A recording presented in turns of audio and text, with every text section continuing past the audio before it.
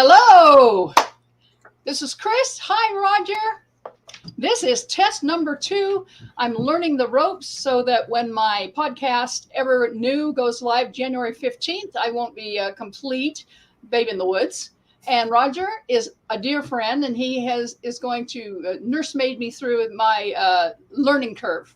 So, Ever New is a program that's just going to be very uplifting and a lot of fun.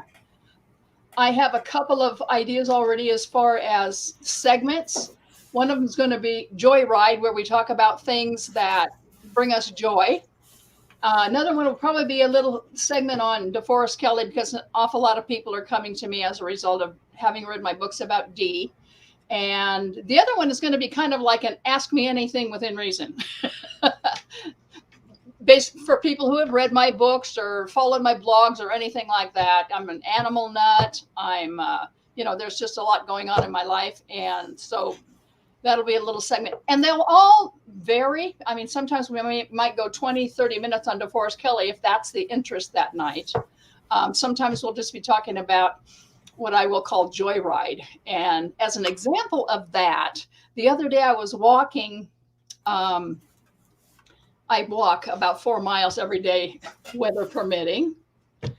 And I was walking up to this place that I call the Mother Goose House, because there's a property that has at least 30 geese in the yard, 30 white geese. And sometimes they're way up close to the fence, and sometimes they're way back. I don't see them very much. Well, as I was approaching it one day, a USPS delivery truck was coming in the opposite direction toward this Mother Goose house.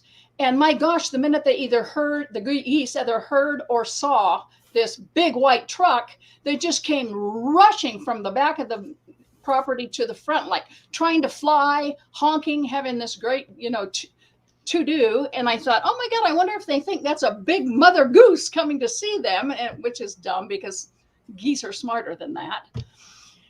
As it turns out, of course, the postman every single day brings them food. And so he got out of the truck, and before he delivered the mail or did anything, he threw the geese the food. And I gave him a thumbs up. He just made my day. It was a really cold day, and it just warmed me so much to see that happen that I gave him a thumbs up, and I said, that is awesome. And he said, a while ago, I brought my nephew along who had never ridden with me before in the mail truck, and as we arrived, and these geese came running toward the vehicle, the little boy says, "Do you feed these ducks every time?" So that just, that was a moment where my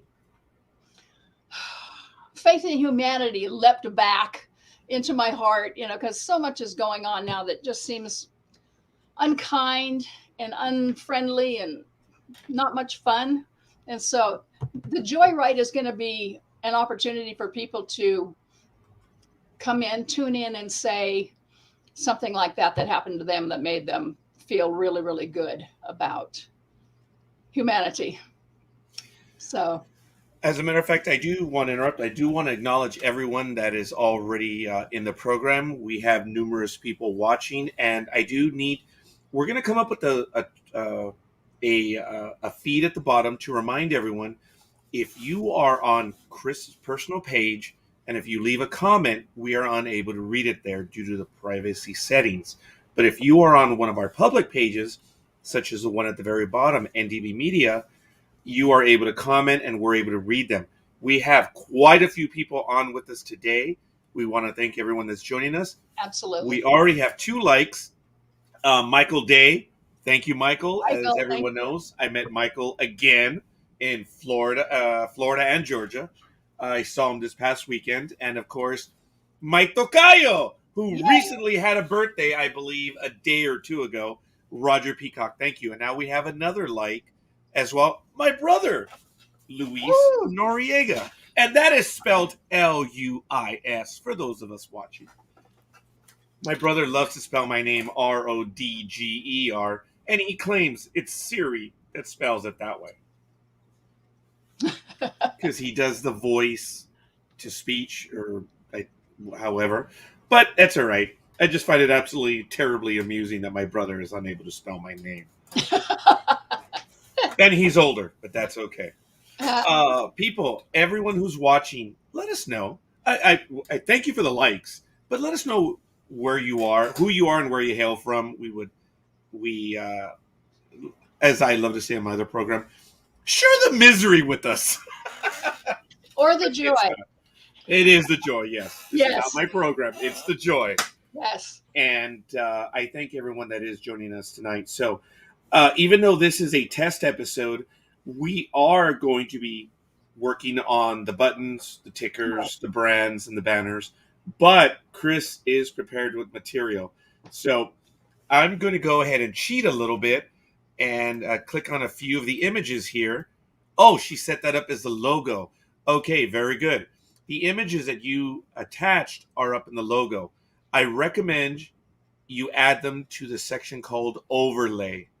Oh, okay. Ooh, And then wow. the images will be a bit larger. That's all. Okay. I know it's small, folks, but Kris has written numerous books. And when you were speaking on the topics, people were barely coming into the chat room. So if you want to mention very quickly for those that are, look, you see the numbers. We have quite a few people watching us already. So I do. I have written, let me think, I have to think about this. If you count the series, a book series I wrote, I've written like 17 books. And a few of them are about actor DeForest Kelley because he was my mentor. He launched my writing career when I was a puppy, really a true puppy, and encouraged me my entire life for as long as he lived. So the first book I ever wrote, was called DeForest Kelley, Up Close and Personal, A Harvest of Memories from the Fan Who Knew Him Best.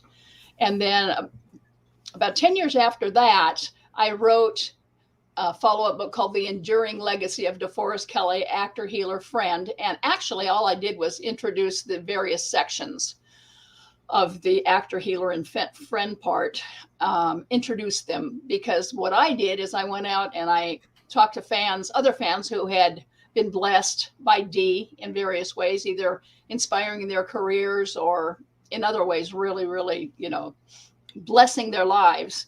And so I got a number of them to write chapters for this enduring legacy of DeForest Kelley. And I believe that was about the 10th anniversary of his passing when that one came out. So, and then for the 20th anniversary of his passing, I did an updated version of my first book. So you were on with us just after the 11th anniversary. You were on with us in 2009. I was. I don't believe we were a year in, and I did post it on our Facebook page. Mm-hmm. But I'm incredibly jazzed. Look at this. I want to remind everyone that is watching this on Kris' page that if you leave a comment, we are unable to read it due to the privacy settings. So if you want to go ahead and comment and join us, or just continue watching it on Kris' page, go ahead and do so. If you want to comment and join the conversation, head on over to facebook.com/NDB Media, or you can find us on YouTube or Twitch TV, however. But we'd love to see your comments. Quite a few people are joining us already. So, and quite a few of them are on your page. So yeah, you can send them over to Twitch, which is because that way they can comment. And if I go to live right now to Facebook, I'll get a bunch of audio feedback. So I don't want to really do that. Yeah, we don't want to kill the audience, so It's all good. But we do want to thank everyone that's joining us on this wonderful Thursday night. It is, I suppose, Kris, we're in the holiday season, are we not? Yes, we are. Yeah, and how is it over there? Tuesday, we got drenched. And we got drenched so well that our snowpack went from 19% to over 85% in one day. Wow. So we're better off, but we need more water. But clearly, we can breathe a bit. And today, as you know, LA, it's moving from the northwest to the southeast pattern right now. So we have a little bit of water today. I know it's going to rain over the weekend and well into next week, so it's great. But when it comes to rain, you up there, Okay, wait, hold on, wait. Let me align myself. Okay, you up there in Seattle, because I'm looking west, so you're up there. Yes. Uh, Lots of water, rain, because the first day, the day that we met you in person, obviously, Yes. it was beautiful. It was raining, and you Yes. commented that it had not rained for a while. Oh, for 100 days. And since then, yeah, I mean, it's just really Wow. weird weather. And then after that, we got such a deluge monsoon, like not here, but up north of here in Whatcom County. Sumas Elementary School was completely flooded. Those little, those little low water basins they put up, hand washing stations for the wee ones that are about, maybe if you're lucky, 3 feet off the floor, so they can get to them. Yes. The water in their schools was literally like 2 inches below the bottom of those basins. They were completely flooded. Wow. They had never seen rain like that. So it's just really, really weird. I think I kind of live in the banana belt right here in Tacoma, because it seems like all the bad weather, knock on wood so far, kind of blows around us. It's either above us or below us. The coolest temperatures usually above us or below us, or to the east of us or the west of us. So we located in a pretty lucky place, but quite by accident. You are at the very end of the large body. What the sound, right? Yes. Puget Sound. You're at the bottom, Yes. right? Yes. Wow. Not far from the Narrows Bridge. When you come down next, is that the famous one, the Galloping Gertie that went down? Yes, it is. Yes, it is. It doesn't gallop anymore. No. No. That it was crazy. What, it was up for 6, 7 months or something like that? Yep. It is absolutely beautiful now. Yep. Yeah, I think the it's well orcas made. swim underneath it quite often, so it's a beautiful area up here. I'm not sure if I mentioned to you, Kris, but when we did the day trip, we enjoyed. Oh, I'm sorry, I apologize. We enjoyed going up to Seattle, and then we did. Within a few days, we did San Francisco. Clearly exhausted. We did quite a bit more walking. We walked about 12 blocks from the stadium. Well, first from the subway to the stadium, going downhill in San Francisco, and then the game ended. Yeah, we went uphill 12 blocks. So my poor Gmo, and by the way, Gmo, it's her initials. It's Giselle Maite Odales. I didn't name her. Her mama did. Okay. So, but I told my wife just very quickly, I said, no Bertas, no Marias, no Teresas, none of those names. Well, I was satisfied. I didn't care. Giselle Maite Odales. It's great. GMO. Well, someone a year or 2 years in then says, oh, Maite, that's cute. That's short for Maria Teresa.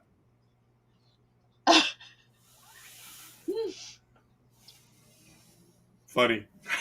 Funny how those things happen. We have another comment. You want to hear a funny story about how Of course, that's what we hear. About how Washington State happened? At first, they were going to call it Columbia. And they went, no, we can't call it Columbia because people will confuse it with Washington, the District of Columbia. So we named it Washington to confuse it with the District of Columbia.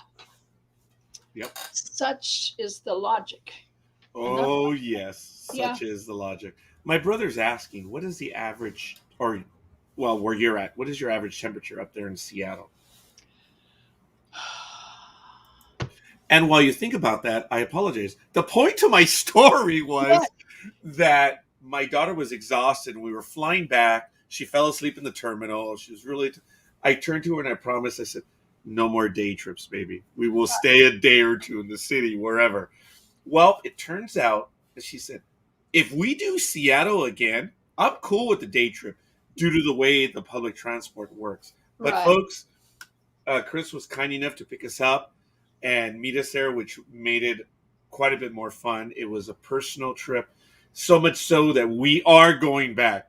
And I'm looking at, if tax season, forgive me, folks, if tax season runs its normal course, that ends April 15th. That weekend, I'm going to be in recovery.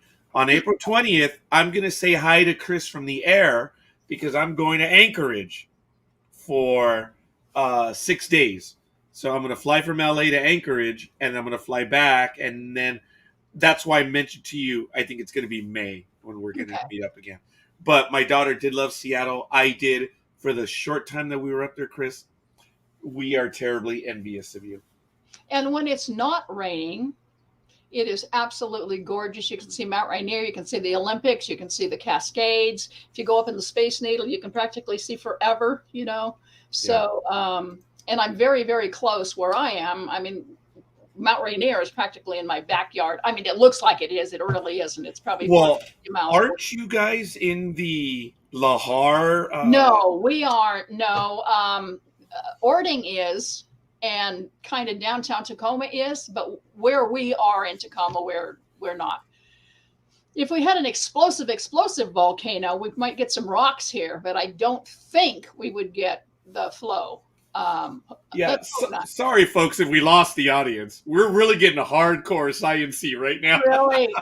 Luis, I wanted to answer your question. I think this time of year, it's probably around between 45 and 50, although it can drop down into the low 30s. And in the summertime, it's usually very, very, between 68 and 78 usually, and then you'll get occasional spikes up into the 80, 88. My gosh, you heard this last year we got like 115 degrees. I had to bring my goats in my house so they wouldn't die.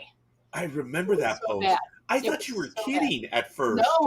No, I had to bring my 4 goats into my kitchen and put them in crates, and they didn't mind that a bit. I thought they were going to really, really bellyache, but since I walked by every 20 minutes worrying about them and feeding them, they said, good Lord, this is just terrific, man.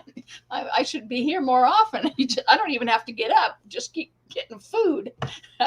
But it was a long 4 days with goats in the house. What is the hottest temperature that you've had up there? Because within the last 5 years, LA set a few records. This was a record, yeah. Okay, we hit on a particular Friday. I was off from work because I'm off every Friday. We hit 118. Yes. Where I'm at here in Pomona. Right. And we stayed indoors all day. And I don't know why. I think the mail arrived. I opened the doors. Let's see what 118 is outside. Yes. I walked out. I'm done. Yeah. All right. Thank you. Yeah, I know really. 118 now. It's just, yeah. Yeah. I apologize. I'm all over the place. That's why you need to be the host and in control, and you need to shut me up. So no. I was telling my daughter, I think it's absolutely awesome that we have now been to 3 corners of the United States. Of course, where we live is we're in Pomona, which is just east of Los Angeles, but we drove to San Diego to catch a baseball game. And then, of course, we flew north to Seattle. And then last week, we were in Florida and Georgia. So I said, okay, Boston. Go to the Old North Church and do all of that stuff. Actually, yes. Go to Valley Forge, Pennsylvania. I was kind of hoping I could put one of the lights in there. Yeah. Or 2 of them. Oh, 2th by land. No, 1th by sea, 2th. No! Oh, I'm messing it up, right? 1th by land, 2th by sea, right? Mm-hmm. Yeah, that's it. Ooh, I better know that story. And Luis, to answer your question, what about Mount St. Helens? Excellent.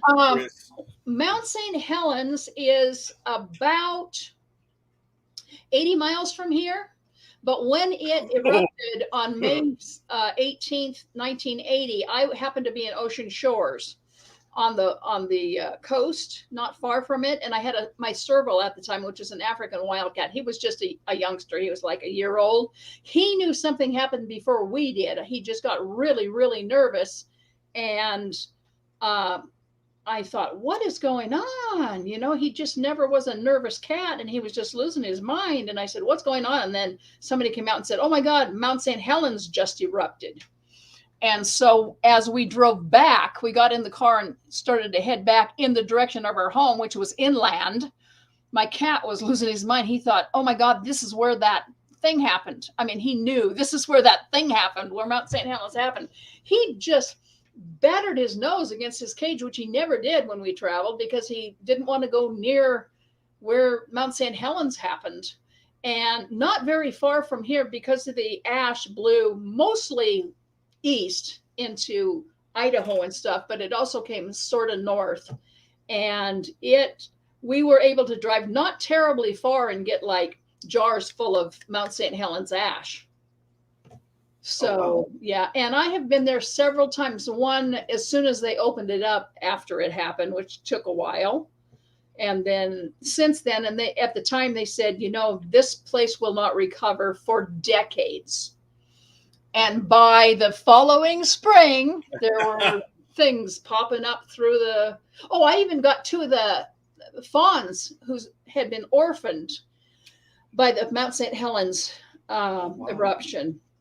Fish and Game brought me two little orphan fawns to take care of until they were old enough to be released to the wild. And by then they were as careful as I was not to tame them. When you come at a baby fawn with milk bottles, they pretty much figure out, oh, look, that's the feeder.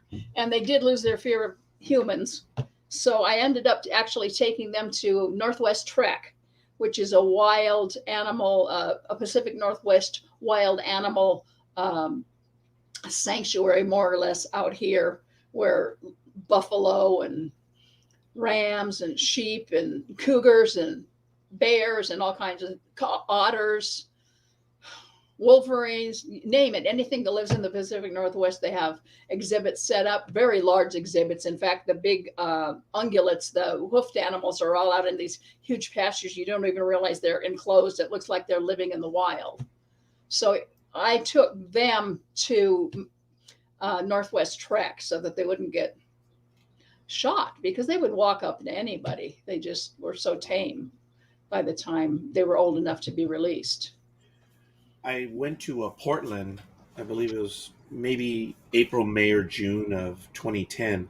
And in Portland, Mount St. Helens is to the northeast. And correct. Then I forget which one was to the south. But is it Hood? I think it's Adams or Hood. I think it's down there, yeah.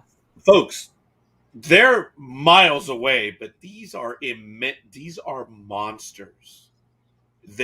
You can see them clearly. And the thing about Mount St. Helens, that's the only one that sent just a tiny shiver down my spine. And I didn't realize, I do know of it, but I never did the math, or I should say the geography. Uh-huh. But when I was looking at Mount St. Helens, I was actually looking at its backside, because correct. It blew up in a north-northeast pattern, correct. Right? Yes. Correct. All right, Kris. Stop right there. You have a tectonic background, because you and I are going back and forth on this. What is it, a hobby? Do you just what? You know quite a bit of volcanoes, and don't tell me you're from the Northwest. Well, that's kind of why I do, because I live in the backyard of a volcano, of a dormant volcano, and so yeah, I'm interested, very interested. I discovered geology accidentally through geography, and geology led me to tectonics, and it's a private study as well. I know that, and I've thrown a few things out there, Kris, and you're the first one that knew exactly what I meant, and you responded. But, well, yeah. If you come up and spend any time at all, we can, and Louise too, if he wants to come along.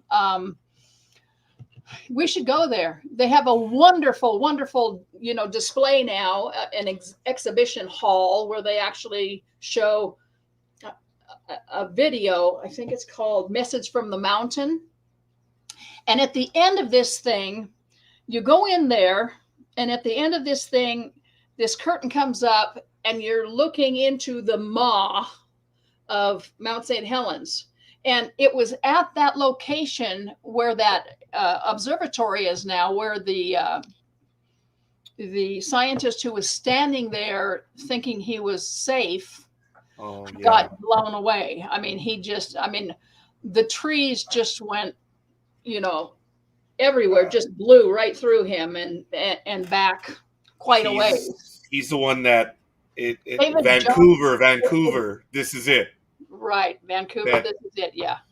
Yes. And it also showed, that film also showed the man's name was Davy Crockett, if you can believe it.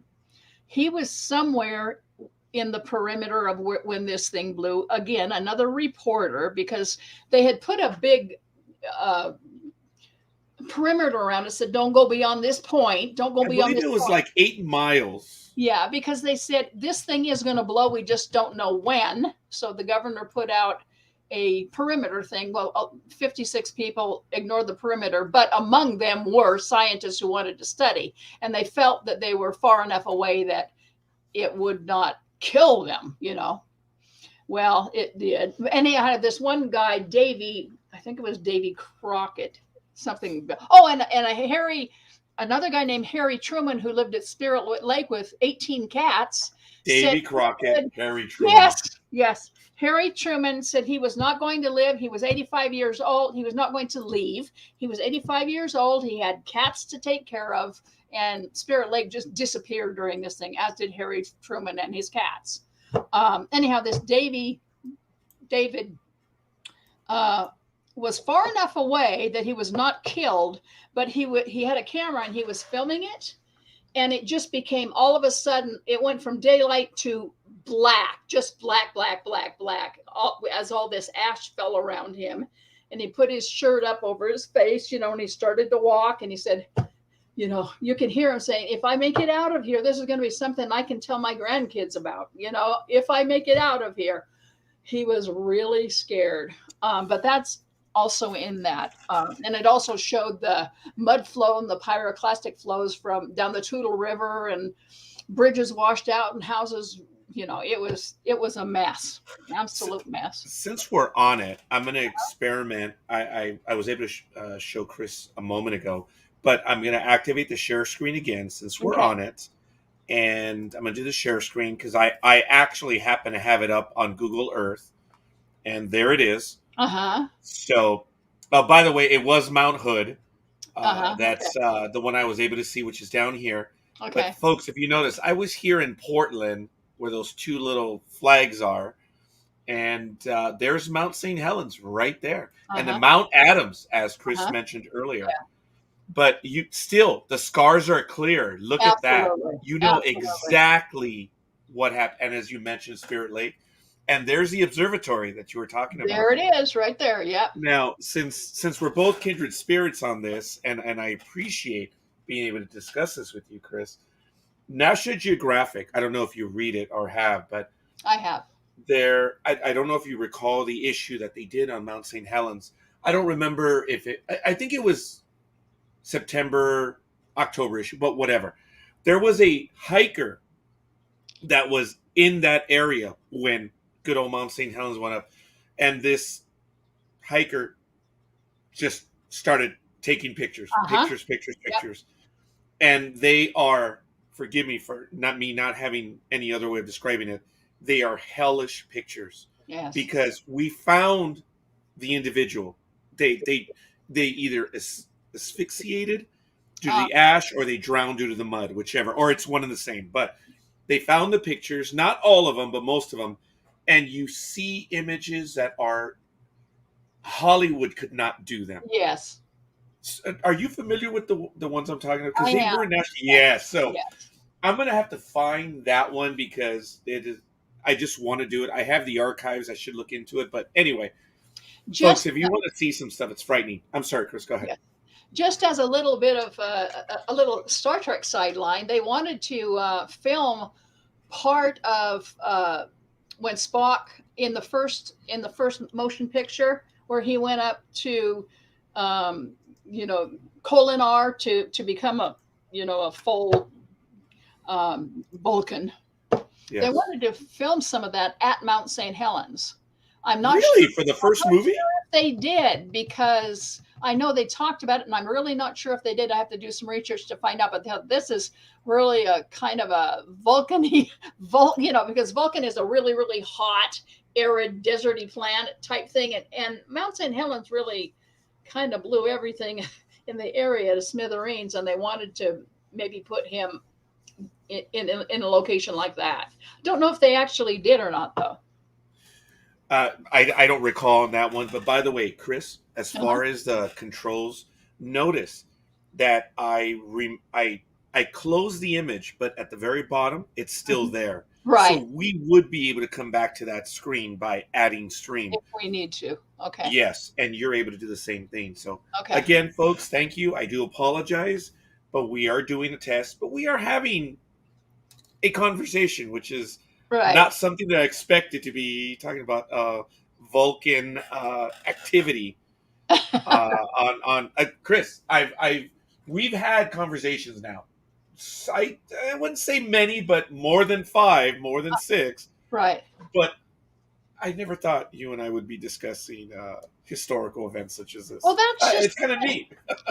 I said this is going to be an eclectic podcast. Whatever anybody feels they want to talk about that we all resonate with, we'll just go for that. And so that's going to be a lot of it. Yes, and I am looking forward to it. Right now, the first episode is scheduled for January 15th, 2022. It looks to be on a Saturday. Kris has not determined whether it's going to be once a month or bi-weekly. I believe right now it's bi-weekly or Correct. Okay. As long as there's every 2 weeks or bi-weekly. Every 2 weeks. Okay. There it is. I think bi-weekly means every 2 weeks, but I could be wrong. It could mean because semi-weekly would be every. Far be it from me to argue with the copywriter.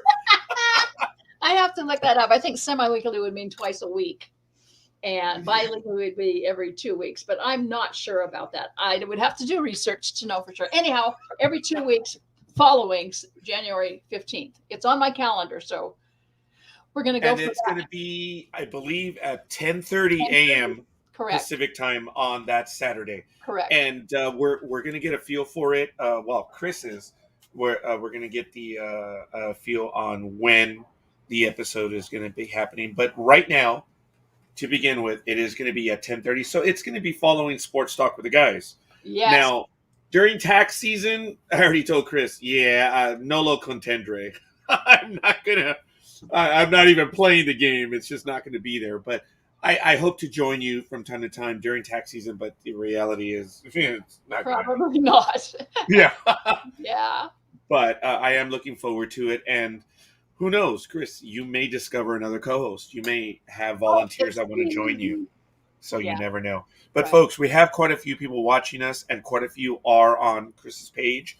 So if you want to comment, and you have commented, we are unable to see it right now live on Kris's page. But if you comment, like my brother, if you would kindly tell me the page that you're on, whether it's my public page, NDB Media, or what's the other one? Oh no, or it's not on YouTube because you can tell they're on Facebook based on the little F on their comments. So it does give you an idea where they're at, but I have 2 pages. So I'm just curious which one you're on, Lewis. So, but anyway, and everyone else. Vernita Porter, hi, is saying interesting. But she's on your Facebook page, right? Correct. Yes. Tammy Armstrong, it says, all this talk about Mount St. Helens reminds me of the awesome movie Dante's Peak. Thank you, Lewis. Oh, and yes, found the link to participate. So I hope we'll be hearing from her. Yes, yeah. I apologize, Kris. Yes. I've been doing this for over 14 years now, and I fear dead space. So when it goes quiet, I automatically, it's like not trying to fill it in, but it's the radio guy in me. You can't have, Okay. Does anybody have any questions about DeForest Kelley that they wanted to have answered? Teacher. Yes. Who's DeForest Kelley? Who's DeForest Kelley? Mm-hmm. Yeah, I think everybody on this channel probably knows. He was Dr. McCoy on the original Star Trek. As a matter of fact, going on that, I'm interrupting this one. Lewis, excellent comment. Yes. Yes. He was a badass cowboy before he was ever an astronaut. In Yes, which fact, is Gene really cool. Roddenberry had a hard time getting the network to approve him as Dr. McCoy because he was such a good bad guy. Yes. They said nobody's going to believe him as a good guy. But Lo and behold. Gene Roddenberry had wanted him in two earlier series he had, one called Police Story, not the one that actually made it to the TV, one called Police Story, and the other one, 333 Montgomery, about a criminal defense lawyer. And Dee had been in both of those. And he wanted Dee as, actually, he gave Dee the option of any one of the three main characters. And Wow. Dee picked Dr. McCoy. I believe he would have done well in any of the three roles. I believe so too, but he just felt that there was some humor there. And Dee was really a funny guy. He did a play called Beginner's Luck, I believe it was called, in Lubbock, Texas, after Star Trek was over. And the gentleman who produced and directed that show, Phil Whalen, said he had the timing of Jack Benny. He was absolutely spot on as a comedic actor. He was absolutely wonderful. And unfortunately, we didn't see a whole lot of that in his career. No, but he did have some wonderful moments in Star Trek. Absolutely. Yes, obviously with opposite Leonard Nimoy. And that was priceless. That made that series for me. Those two, they were just cracking me up all the time. A lot of people don't like. We're rescuing you. Oh yeah. Thank you, Captain McCoy. You know, a lot of people don't like it, Kris, but I love row your boat, the campfire scene, Star Trek V. A lot of people groan and stuff, but they're little kids, all three of them, right there. Right. And I died laughing the first time I saw it. I died laughing again. The woman in my life that's still here, my wife, she does not need to hear that in Spanish. She will catch me watching it, and she laughs in the entire scene, which is really a lot of fun. But it just dawned on me. Not that I'm counting, but Kris has been on air with me, I believe, at least 10 times, if not more now. Because Kris is also an activist, as I am. And we did all of the presidential debates in 2012. That was 3 of them. And the vice president. So that was 4 alone. Yeah. And then you joined on another event. I forget what it was, but you've been on the radio program at least twice. Yeah. And then now on with us. So I think it's about 10 times, and it's increasing. And then now you're going to be on your own, which is absolutely enjoyable. And yes, best part of camping. Yeah.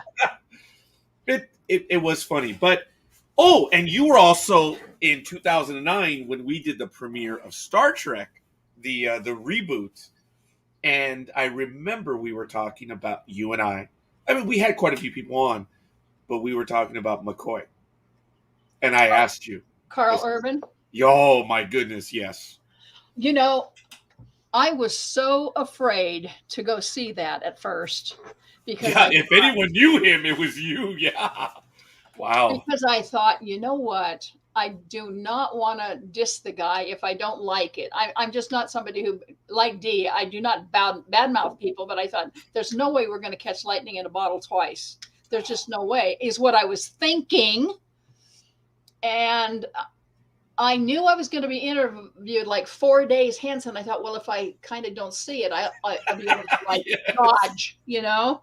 But I said, no, don't be a chicken. Just go see it. And I went in there, was holding my breath. And I was just like, please let me like it a little. Please let me like it at least a little so I don't say anything unkind or whatever.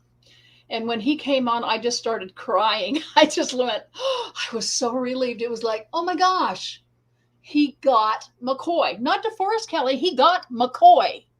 You know, he and Carl Urban absolutely adored, unfortunately never met, but adored Dr. McCoy. And fortunately, about 3 years ago now, I believe, um, Carl Urban was going to be up here at a Comic-Con.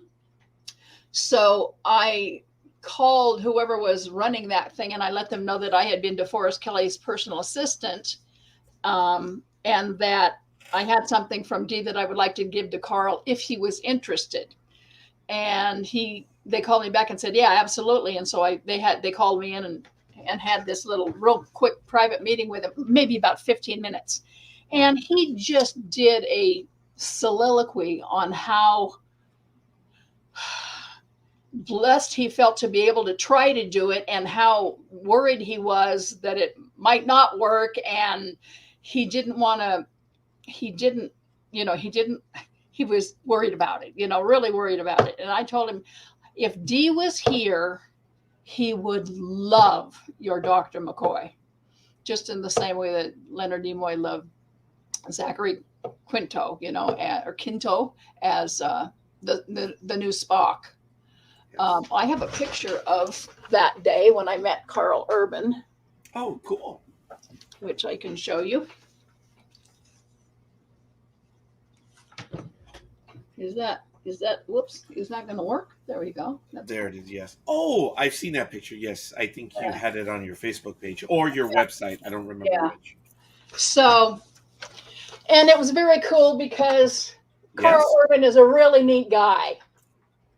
And so, and that was good too, because DeForest Kelley was a really neat guy. You can meet people and not be overwhelmed. In fact, you can be quite underwhelmed at times.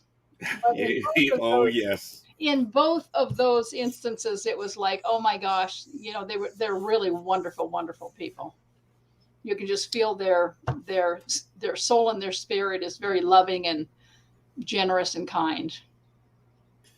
I was cautiously optimistic, obviously, and I did. I remember. It's almost a flashback right now, Kris. The conversation we're having about it is that it did stand out in the original series. Scotty was my favorite character, just because the miracle worker aspect, whatever. But in the new versions, I terribly enjoyed the Scotty character. The gentleman's name escapes me right now. A wonderful comedian. Yes, Simon. Yes. Oh, yep, Simon. I want to say BAL, but I think that's wrong. Simon. I don't recall, but yes. Simon Pegg. Simon Pegg did his own take on the character. Yes. And I believe that was one of the freshest things. I don't think he even tried. He just did it his own way, which was wonderful. The other characters, wow. I take that back. I apologize. The actors did so well, and it made it a lot of fun. It definitely did. Yeah. The first movie, I think one of my favorite scenes, and even my daughter, my youngest, Gmo, the one you met, says, I thought you weren't real happy about, because I love the Enterprise, and I guess that's why I have the connection with Scotty. I love it so much so. But in the first movie, when they're trying to rescue Captain Pike, they warp into orbit of the moon, Titan, and you see the Enterprise, the warp in, and then you see her coming out of the snow, the mist and everything. It is a powerful, evocative image. It is just, wow. The ship is ready for bear, and it's just absolutely awesome. They even duplicated it in the second movie, but that's neither here nor there. But my daughter caught me smiling. She goes, hey, I thought you weren't real happy. I said, oh, no, that's the Enterprise, baby.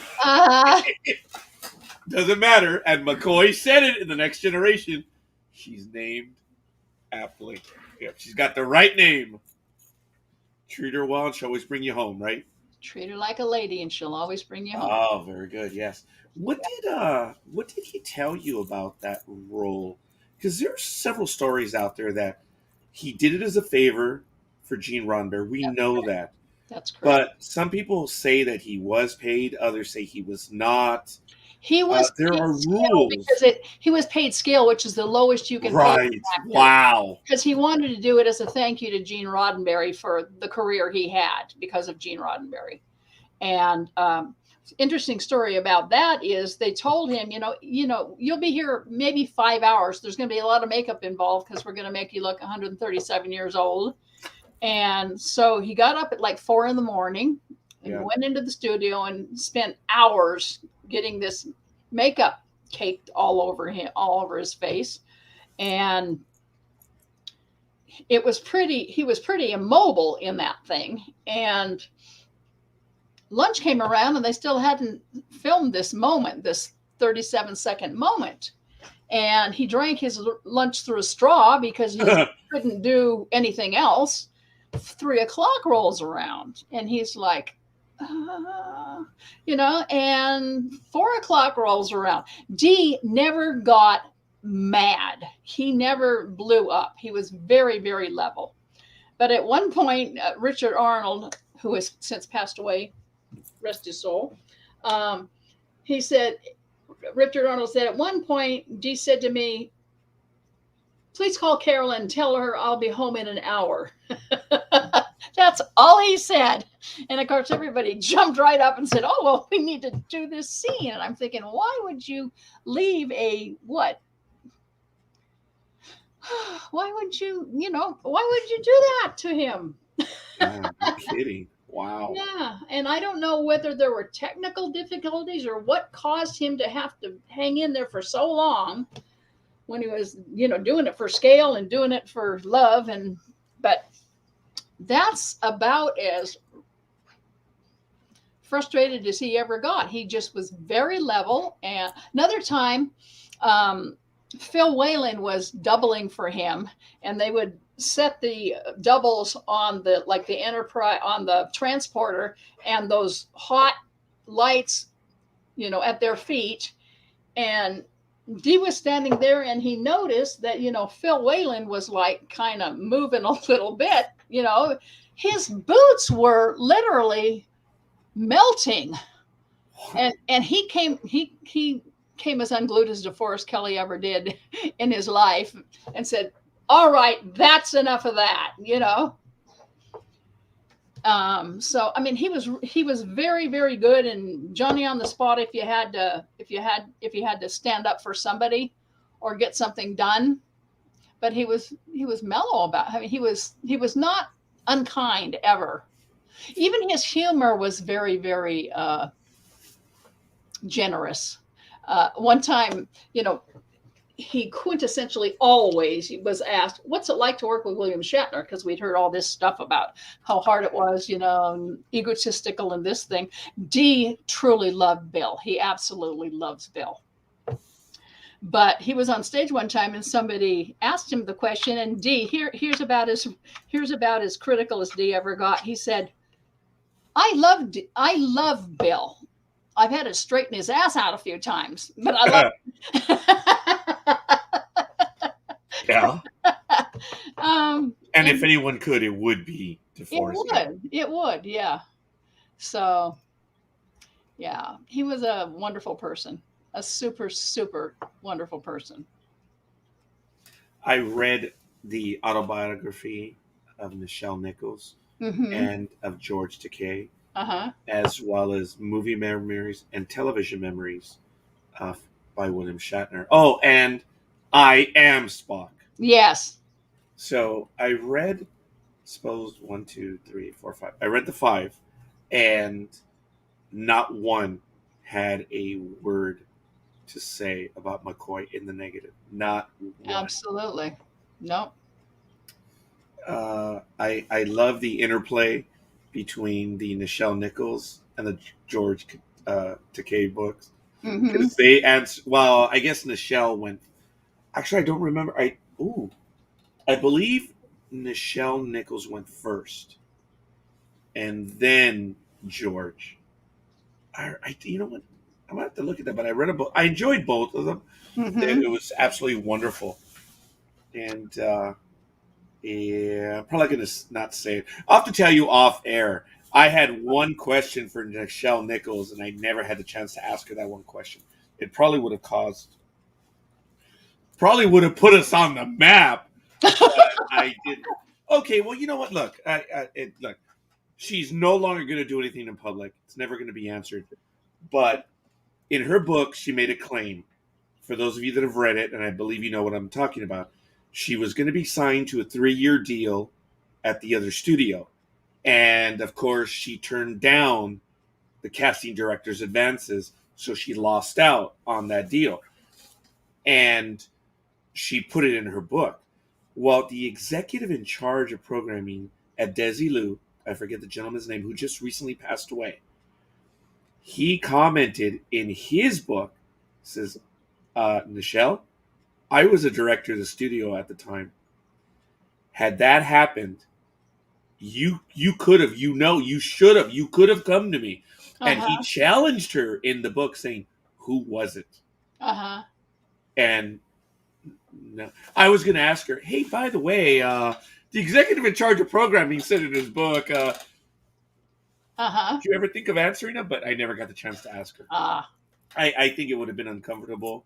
It would have been unfair. But yeah, I wanted to ask her that one question. I never had the chance. That's very interesting. Yeah. When it is what it is. Yeah.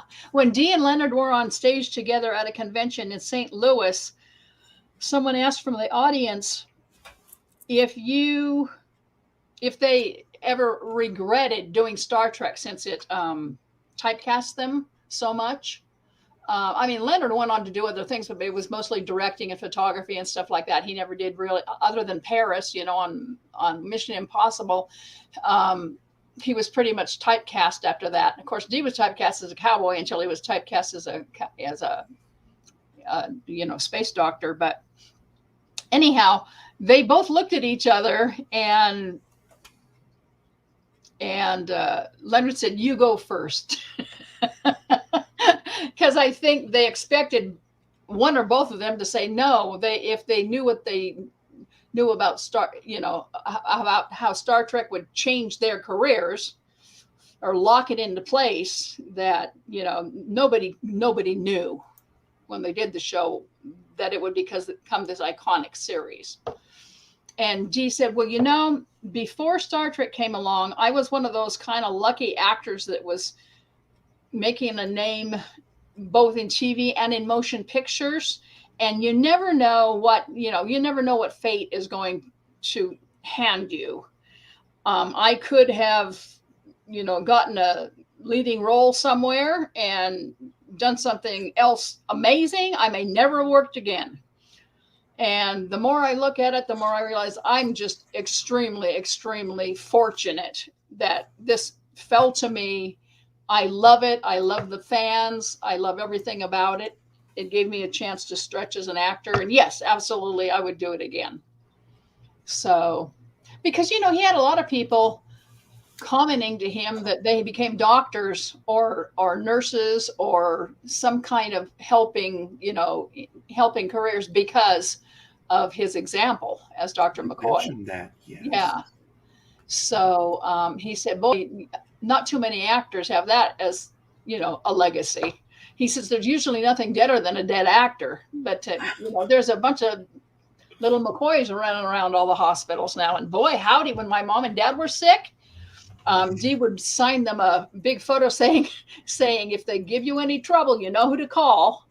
And they would take it to the hospital, and everybody and all the doctors would like fall all over them and ask for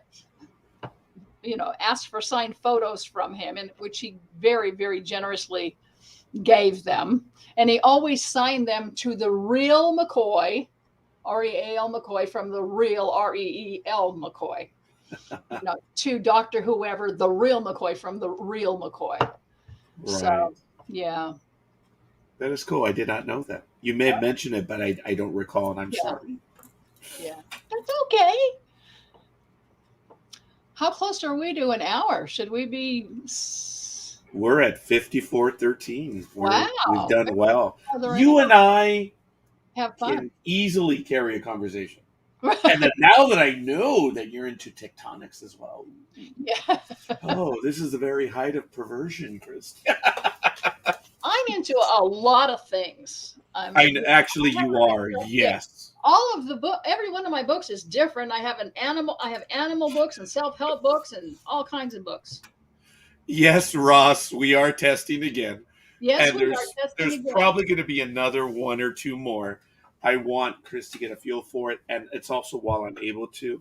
I'm really looking forward to this, and we're testing, but we're having a quasi real episode here at this point. I mean, heck, we're talking about real stuff here. Yes, we are. Yep. Yep. And I believe Kris is getting a feel for the ergonomics of this. Yes, I'm looking for setup. comments so I can click on them and put them up, but nobody's commenting. Everyone's very quiet. But we sure have a lot of likes and a lot of Yes, yeah, quite a few, and I have been. Let's see, of course, Ross. Thank you for the like. We have a live has given us a like. My brother Luis, Michael Day, and my tocayo Roger Peacock. In Spanish, are you familiar with the word tocayo? No. It is a term of endearment. It is, if like in the case of Roger Peacock, I can refer to him as tocayo, which is buddy, one of the same name. Gayyo? No. Gallo? I mean TOC. Yeah, it's tocayo. Oh, okay. I know. I apologize. It's my accent. I took 2 years of Spanish in high school a very, very, very long time ago. Hey, 2 years. That's quite a bit. In the episode Mirror, Mirror, and he showed how much of a real doctor he was. Yeah, stop dictating to Siri, Luis. Type it out. I'm uncertain, Louis, what you're trying to tell me, and I apologize. That's my fault. I should know my brother's cadence, but when he's talking to Siri, she doesn't understand everything. But well, let me see what it was again. Did you know D was supposed to pronounce Spock dead in the transporter when he went into the nuclear thing to save the Enterprise? He was supposed to pronounce Spock dead, and he said, "Not on your life." I mean, at conventions, the "he's dead, Jim" thing, and this is serious. Spock is dying. He says, "You give that line to somebody else." So they changed it a little bit and gave it to Scotty. But he said, "I'm not going to say he's dead already. Not."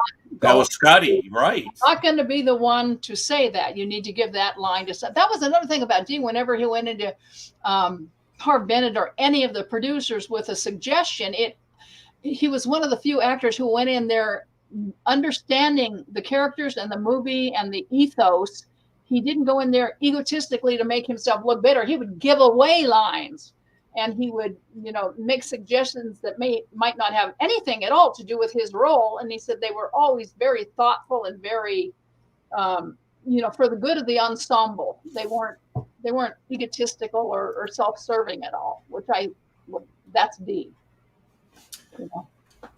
Thanks, Ross. Appreciate that comment. Yes. Thank you. So, yeah, I just have so many memories of D. I mean, we could do that. We could do nights and nights and nights on that. So, and we will. And we will. We'll do segments at least. Yeah. Definitely. We are right now. We are getting a feel for doing what we're doing, and Kris. I don't know if Kris has determined the length of the episode. Probably so right now. Oh, okay. Right. There it is. Do you have anything scheduled after it? Should it go longer? No, actually, on Saturday, it could go long. It can go longer. Okay. I sent you an invite for the NDB Media forum. I post the schedule from time to time, and I'm going to do that. But after you on Saturday, no. Okay. Look, the only reason why I may actually end your program is if we have some incredible major event that we're covering. But even then, absolutely, we don't do that anymore. Right. I think you recall when we really were breaking news on a regular basis. It was unreal in the 2009 to 2011. Yeah. Folks, I'm sorry. It's real. Yes. Go to our page, Blog Talk Radio. You can see the timestamps. You can see it on our face. We broke news before the big three, the big four, whatever you want to call it, we were always on air. Mm-hmm. And I'm not going to say it was our high watermark, but I remember the night that we did the explosion at the Fukushima nuclear reactor on that Saturday night. Uh-huh. And it was frightening. It was. And I've already told the story. I'm not going to get into it anymore, folks, because it's just, you've heard it already. Yeah. But that was, I look back on that one, Kris. Who were we? And we were nobodies. Well, we're still, well, except for you, Kris, but the rest of us were nobodies. And yet we were covering the explosion at Fukushima before CNN, MSNBC, Fox, all of them. No one was on air. We were covering it. And we had people in Japan reporting live from there. Wow. I remember, I remember that evening vividly. And one of my buddies, Peter, who is an engineer, I remember I was stuttering my way, fumbling my way through, because we were talking about the nuclear reactor design. And I remember I said, oh, is it an open loop or closed loop? And I was fumbling my way through, and I said, Peter, can you explain how a nuclear reactor works? And in the next 32 seconds, he flawlessly, on the radio, described how a fission reactor worked. Wow. It was phenomenal. It was. Thank you, Ross. I did adjust it a little bit, and it seems to be a little bit better, but I can get a larger green screen behind me too, so it won't do so many weird things. But I pulled it a little closer, and it seems that corrected what was happening. And folks, your comments mean a great deal to us. And yes. Ross, dude, I love you, my brother. Thank you, big time. For those of you who can't read the thing, Ross Trowbridge said your background is fringing a bit. That could possibly be fixed by more even lighting or a bigger background green screen if you're using the same one as last time. And I am using the same one as last time. Oh, he's a veteran of our test program. Yeah, he's definitely a veteran of our test. He's our standby helper. Thank you. Yeah, no doubt. And since we are at about the hour, and I think I'm going to leave it to Kris, of course. But when do you want to do another test? Looking at next week's calendar, I mean, I'm available. On Thursday at the same time? Thursday's good, yeah. And about the same time to give you time to get away from home from work. Actually, that will be our Christmas Eve, so I may have a little bit. But look, I mentioned... We could do it another day. Oh, no. I apologize, Kris. Let me clarify. I'll be home sooner. Oh, okay. Okay. That's what I meant to say. It's funny, folks, but I've been doing this for 14 years plus. And the minute I say, okay, I think we're kind of done. Look, Kris, our numbers went up, didn't they? It's funny. And I'm like, well, maybe we should screw with the audience a little more often. Oh, I think we're leaving now. Have them bum rush us. Louis said for a test. The episode. You are right, Louis. I said it will be my Christmas Eve. Okay. Because being a municipal employee. Yes. Christmas is on the 25th. When it falls on a Saturday, it automatically moves to Friday. So Friday, we're closed. That's when my municipality celebrates that day. So Christmas Eve is, as I mentioned earlier, but thank you for listening, Louis. That's why I said that Thursday will be my Christmas Eve. And I meant in that I might have some more time available, which is, yeah, I will. One more, and then we'll probably should sign off. Luis, your brother, says the episode City on the Edge of Forever, actually. I think that was the best one that McCoy played in. That was one of his absolute favorites. When people asked him what his favorite episodes were, that was the one he most often spoke of. And when he was in the hospital, at the end of his life, and I was his caregiver, that's one of the ones he wanted to see again. And when it came on, I let him know, and he watched it. from his hospital bed, and he said, I could have sworn that thing, I had more to do in that episode. And he did. A lot of it was cut on the, was left on the cutting room floor, because there was a little piece in there that McCoy was also falling for Edith Keeler. And before she went down the steps, before she left his room and left down the steps, one of his lines was, just a minute. And she turned and looked at him like, what do you need? And he said, you got the biggest eyes I've ever seen. I mean, just this little touch to let people know, you know, that he was falling for her too. But that ended up on the cutting room floor. And so some of the stuff he remembers doing for that episode really never made it to the final cut. The episode, the ending, where McCoy is he was screaming at Kirk. Right. What you did. I could have saved her. Don't you know? Do you know what you've done? And then Spock, in one of the few moments where even he was breaking down, says, yes, Doctor, he knows. Yes. And William Shatner, while Kirk is just walking away. All three of them, Edith Keeler herself. Right. But all three of them right there. Yeah. Yep. I remember as a young kid getting that. I do too. And understanding that. That was, yeah. It was heartrending. It's like, yep. That's, talk about sacrifice. Yes. Ross says, just had internet drop for a moment. Not surprising. We have a foot of new snow here. You're in He's Utah, right? North of Salt Lake City. He's in Utah. Yeah. So, folks, once again, before we go, let us know who you are and where you hail from. We appreciate the comments. Lewis, my brother, thank you. Ross, also my brother. Well, he's not. He's brother from another mother. But I thank you, Ross. I appreciate your comments. But everyone else, just let us know who you are and where you hail from. This is another test episode. We will be on again next Thursday, it looks like, about the same time. And since it'll be, we're working the bugs out, I may have a few topics just ready to go. Kris obviously is well prepared. And who knows? If you have questions, send them to Kris. Absolutely. And I'll pretend to know because I won't, because she's the expert. So... Let me see. What's this? Should I be jealous about my other brother? Oh, that's funny, Lewis. I'll tell you this. He spells my name correctly. Here is my email address in case you want to send me questions ahead of time. Excellent, Kris. And you did that on your own. Good job. You can keep them. Thanks to your wisdom. Yes. Oh, that's funny. Yeah. Wisdom? I think just experience.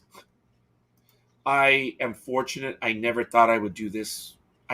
This is not me, but I am an activist, so I guess it's a natural extension. Kris, you don't know the story. The reason why I started the Blog Talk Radio channel was because I live in LA County, and you know the dimensions of LA County. Oh, yes. We, as an entity, have people that work in the Antelope Valley. 75, 100 miles north of us. Mm-hmm. And they're detached from the day-to-day of the workplace and stuff. I discovered Blog Talk Radio, and it was a means of organizing. Well, that died in the third episode. I just stopped doing it because it led me down this avenue. And folks, I met Kris. I met Kris in person, and I will be meeting again in the future. I think this is cool. It's everyone that I've had a chance to meet. It is phenomenal. I've met people through the radio program and now here, and now meeting them in person. It's what a time to be alive, isn't it? Absolutely. It turns it into a small world again, and we need to do more of it because I don't know what's happening, but we need to do more of this and stop the madness. All right. My brother's not going to let it go. He's not going to let it go. Kris.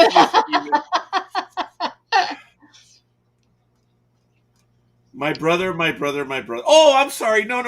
Okay, that was an older comment. Okay. Okay. On the laptop, White Christmas on television, There you and sleeping go. on my chest. It's a nice, relaxing evening. Ross, I grant you that. It was funny. Before we went live, Chris commented about my jacket. He used a line which I was like, "Oh, I don't think so. I missed it." I did remove my jacket, and I remembered Chris said, "Oh, so you're gonna peel it off, right?" Yeah. Said you're And gonna. you have to understand that when Chris said peel, I envisioned peeling the skin off an orange, and I was like, "Oh, that's gonna be funny." So don't go and look back, folks. But I did it deliberately like that. I try to remove the jacket like I was peeling it off, only because of what Chris mentioned before we went live. Uh-huh. And oh, where's my Star Trek jacket, dude? I love that jacket, but DC's a lot warmer. And forgive me, it has a hood. So I Well, think I just went Harry Potter on everyone. you say it's cold down there. It's 48 degrees. Yes. I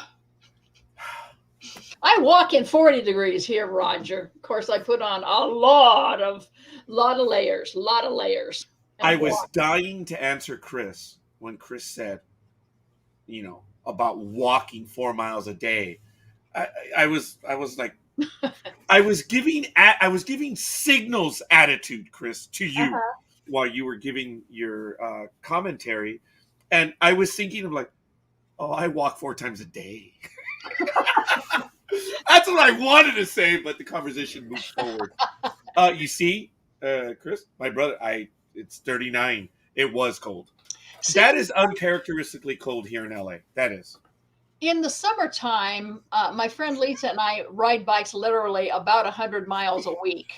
So, and I just didn't want to go dormant during the winter because you kind of put on everything you worked off. So I've set myself up to join the Y, and of course now we have Omicron, so I'm not going there anymore. I had to think of something to do, and unless it's freezing where I'm going to fall and break my neck, I just put on enough clothes to stay warm and go do it. And I put on wonderful Enya or something wonderfully to listen to, Beverly Glenn Copeland or somebody, and I just walk and I listen to the music and watch mailmen deliver food to the geese and watch the wild geese fly overhead. And yeah, just do what I can in nature without freezing to death. Yes. As much as I can. So. No, hey, it's all good. Oh, there it is. Thank you, my brother. There it is. Roger. Yeah, yeah. I was thinking about that, Lewis, when Chris said that they were bike riding. My brother lived down in Huntington Beach, and I believe you know where that is. I do. And I lived in the Commerce, Montebello area. So my brother really did live a mile from the beach. Every time I went to visit him, it used to annoy me to no end. He did not have an air conditioner in his house there. It just annoyed me. He said, why am I going to have an air conditioner? We got the breeze all the time. Right. But this was a thing that he had, and I did not, and vice versa. My brother would ride a great deal, but in Huntington Beach, he saw flatland. Where I would ride my bike, it was up in the hills. I remember the one time, well, my brother and I did ride a few times, but he decided to visit me, brought his bike over, and we went up Hay Street. And it was funny, my brother started to pant. He was like, hey, let's go the other way. I'm like, what's your problem? He says, I ride in Huntington Beach. I'm like, oh, I'm sorry, Mr. Well-to-do. So I made his life a bit miserable. But then actually what we did is we went up a little bit, and then we took Lincoln Avenue over to Grant Ray Park, which is a little bit of trivia, folks. On the east side of the river where Grant Ray Park is in Montebello, where the bike trail starts, that was the epicenter of the Whittier quake. But that's neither here nor there. Well, the funny thing about, I'm sure you felt really impressed when I said we ride 100 miles a week. Well, 50 of that is downhill. What we do is we get on the Ording Trail and we head up toward Mount Rainier. which is about a. You should have said it was uphill both ways. Yeah, no, it goes about somewhere between 753 and 1,000 feet in elevation in about 14 miles. So the trip up is, it's a serious workout. They call it, it's a serious workout. But coming down, it's just like, whee! So that's our reward for going up. Oh, heck yeah! For us in the Montebello area, if I'm not mistaken, the elevation might be somewhere between from where our house was going up to the hills. I don't believe it's more than 500 feet. But still, but anyway, my brother did comment. This was laser tag, folks. So if you remember the laser tag sets, they had walkie-talkies, which were communicators. So my brother and I would use those walkie-talkies from laser tag when we would go bike riding. And one day we decided to start from Grant Ray Park and take the bike path, which is 30 some miles down to Long Beach. Well, the idiots that we were having such a great time. We didn't realize that we left in the early afternoon. So we ended up in North Long Beach. It's not so bad of an area, but let's just say, it might not have been the most inopportune. Right. And it was dark at that point. It was like 30 miles. So we called our dad, and Dad was like, "Where are you?" "All right, I'll be there." And lo and behold, he brought the Toyota truck and he picked us up. It was kind of funny. I mean, it was great. He did get there fast. He did. But it's like, what were we thinking? Boneheads that we were. We have to be really careful up here because, in the summertime, it's light from 4:30 in the morning till about close to 10 at night. And in the wintertime, like on the shortest day of the year, the sun rises at about 8 and sets at about 4. So if we were on bikes, you have to remember that, as the days get shorter, the days are like 3 minutes less long every day. Every day, 3 minutes, huh? Yeah, right around 3 minutes less long every day, and it's like, so you have to, be kind of a weatherman and a winter solstice type person to remember when to turn around and be sure to get home before dark or before they close the gates and you can't get home. So, well, we're in the same boat. It was fun. I don't think my brother and I ever did that one again, but we did bike a few times, and I really do miss that. But I have to, Lewis, it's going to be, I apologize, it's going to be early January. We have to do the crater. Kris, last year about this time in early December when I went to meet Michael Day, my buddy from Maryland, the second time, I met him here in LA back in 2010. But it's been on my bucket list to visit the Behringer crater, which is, okay, that one. That's called Meteor Crater. Oh, yeah. The one in Arizona. And I went there, and I basically went alone because I had no one to go with. Jeff was going to go, but he didn't wake up. And I'm like, okay, fine. I don't care. I am 3 hours away. I'm not going to be any closer. I'm going. Right. And it was, I did a live Facebook event from there. I called people. They weren't taking my calls. I'm like, I'm at a meteor crater. Is that the one in Arizona? Yes, the one that is. Yes, I've been there. It's incredible. It's west of Winslow. And yes, it was one of those rare items, Kris, that's on my bucket list. And I had to go, and I enjoyed the trip going up to 17 to Flagstaff, had lunch in Flagstaff. It was December, but there was snow in Flagstaff. And then you head east. It was cold. But Kris, it was like 40, 50 degrees with maybe 10, 15 mile an hour wind. So cold, but But and I had this jacket. Oh, how karma! Oh, that's funny. I had this jacket on, and it was cold. But being at the crater, it was a spiritual, life-fulfilling moment. And then my brother tells me, I wanted to go there all my life. Well, I've been on this planet for 52 years, and I don't recall you saying that. So I promised my brother We wanted to do it in October, November, but it didn't happen. That's why I went on air and said, we're doing it in January, brother. That's it. My brother did have some medical issues, and I apologize. I didn't mean to throw that out there, but he can go now, and I'm gonna take him, and we're gonna do a weekend trip. That's awesome. So, have you been to the Grand Canyon and Carlsbad Caverns? Carlsbad Caverns, no. Oh. But the Grand Canyon, Kris, I think I've done one of these. I've done a circuit. Have I actually gone to the Grand Canyon? Okay, anyway. No. Oh, I'm embarrassed to admit that. You must. You were so close. Chris, I've gone around the round. Yes. Carlsbad Caverns. That's in New Mexico, I believe. Incredible. And you've been there. I've been there, yeah. My mother had this silver hair, this incredible silver hair, and the bats in there went absolutely nuts when she went in there. They just lost their minds. They were squeak, squeak, squeak, squeak, squeak, flying all over. That happened to my mom a lot with bats, no matter where she was. Wow. She had bats in her belfry. Wonderful, wonderful lady. But my gosh, she and animals did not get along anywhere near as much as well as I do with animals. So, yes. But it really is an experience. And there's one up here, the Lewis and Clark Caverns. I believe it's I was a kid when we went, I want to say Idaho. They take you in there, in 300 feet, and then they turn off the lights so you can feel what absolute darkness is. Really? Yeah. Wow. Yeah.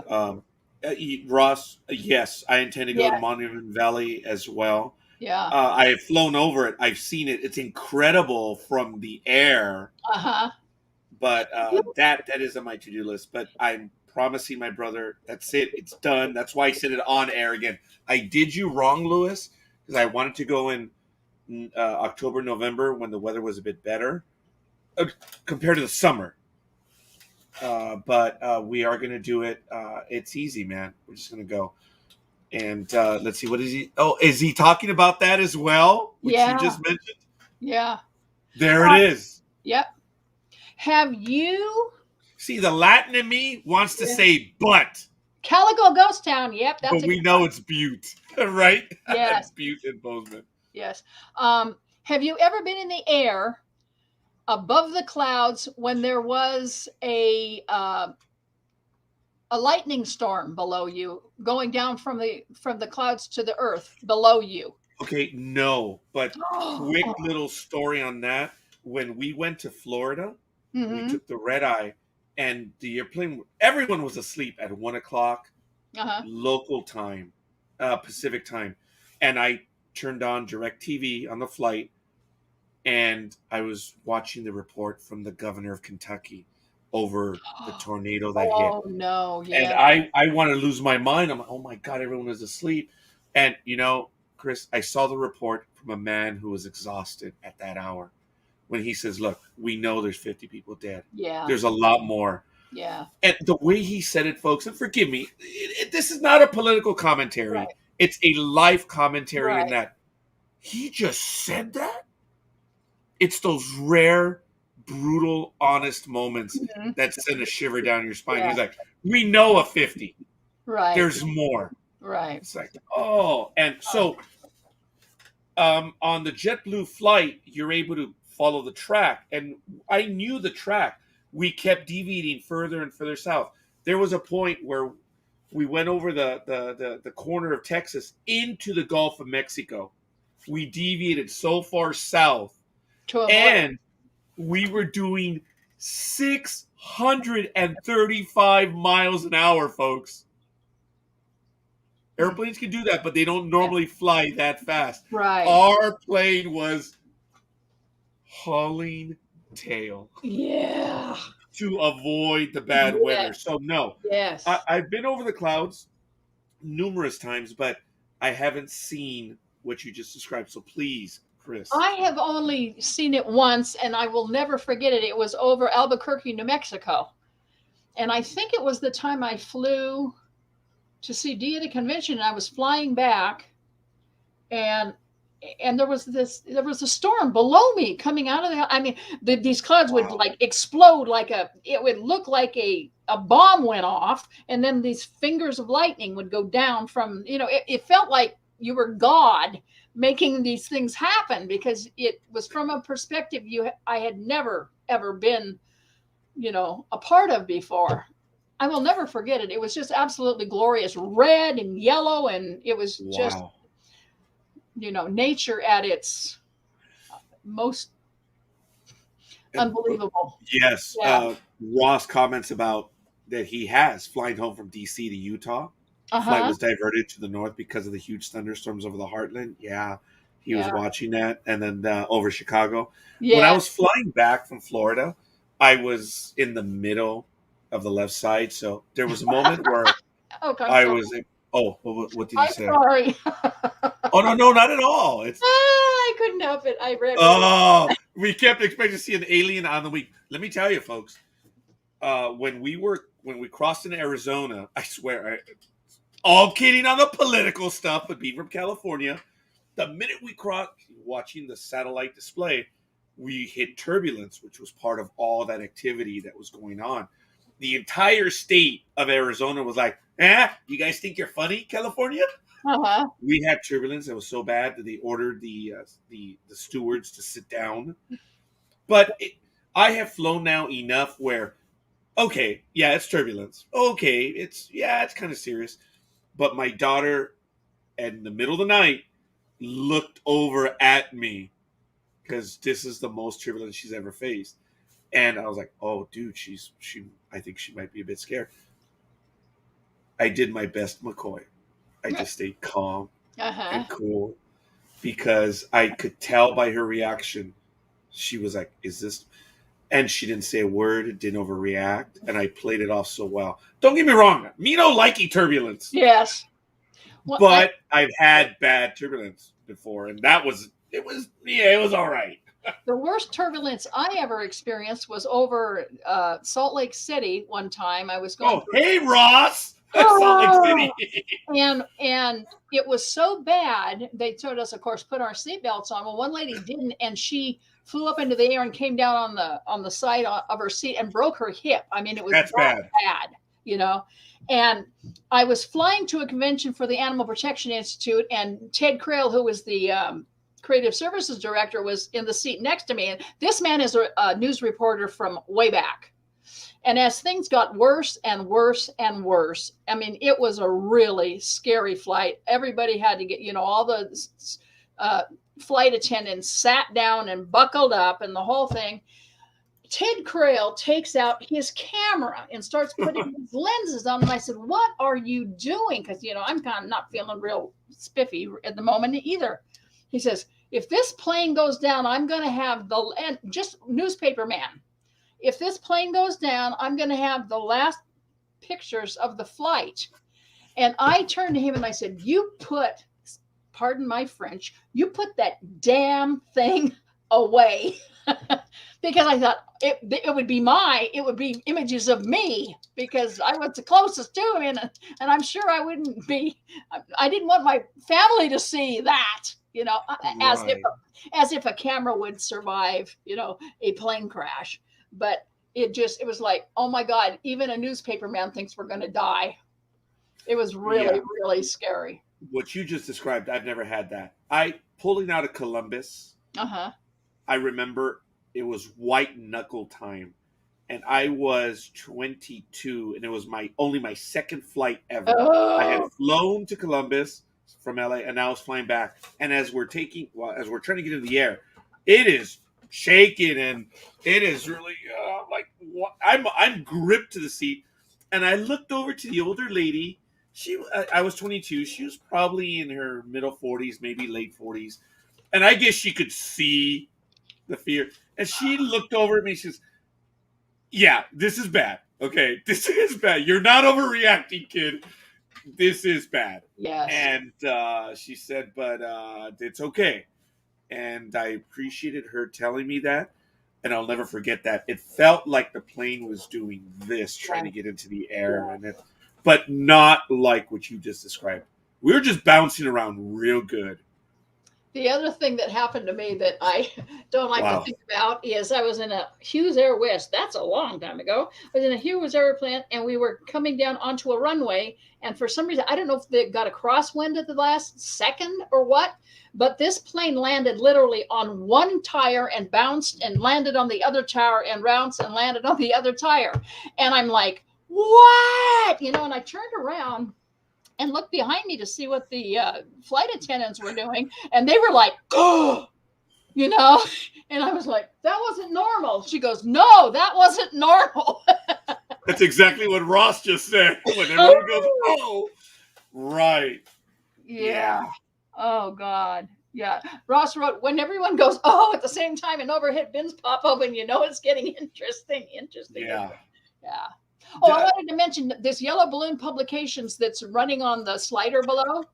That is where you can go to check out my books, any of my books, or of course at Amazon.com, type Kris M. Smith into the search field and they'll pop up there too. Yes. For those of you who are interested in any of the books. Definitely there will be. I'm sure Kris will mention them in the test programs that we're going to be doing moving on. But as of right now, folks, January 15th. Oh, no, sorry.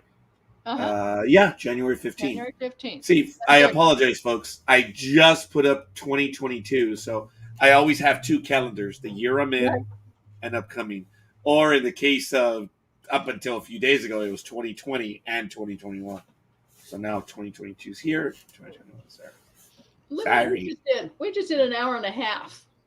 Like that. That's incredible. Thank you. I guess thank you. Should we shut her down?